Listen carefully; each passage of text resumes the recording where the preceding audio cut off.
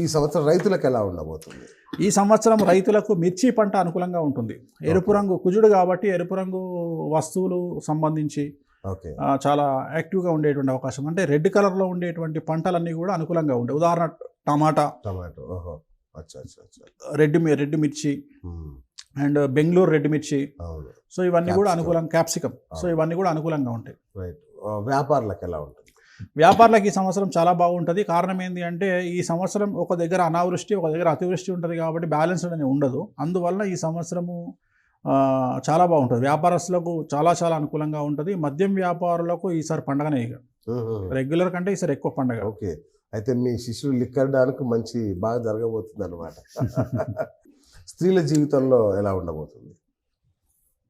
ఈ సంవత్సరం నేను చెప్పినట్టుగా స్త్రీలకు అనుకూలంగా ఉండబోతా ఉంది. చాలా విశేషించి యోగకాలంగా ఉంటుంది. కుజుడు అధిపతి కాబట్టి కుజుడు కమాండ్ చేసేది మాంగళ్యాన్ని. మాంగళ్యం అంటే స్త్రీలు. సో స్త్రీలకు చాలా అనుకూలంగా ఉంటుంది. రెగ్యులర్ లైఫ్ కంటే కూడా స్త్రీలకు ఈ సంవత్సరం అవకాశాలు చాలా ఎక్కువగా వచ్చేటువంటి అవకాశం ఉంది. కాకపోతే ఈ సంవత్సరం ఉన్న సమస్య ఏంటంటే డివోర్స్ ఎక్కువగా కనిపిస్తూ ఉన్నాయి. So that is major point.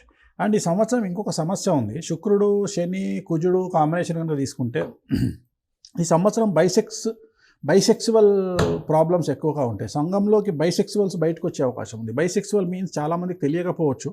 So చాలామందికి, నాకు తెలిసి 199 మందికి బైసెక్సువల్ అంటే తెలియదు. ఉదాహరణ, సేమ్ జెండర్ సెక్స్ని ఇష్టపడే వాళ్ళను ట్రాన్స్జెండర్ హోమోసెక్సువల్స్ అనొచ్చు, లేదా లెస్బియన్స్ అనొచ్చు. కానీ ఇక్కడ ఏంది అంటే ఎట్ ఏ టైం ఆడవాళ్ళతోని మగవాళ్ళతోని శృంగారం చేసే వాళ్ళని బైసెక్సువల్స్ అంటారు.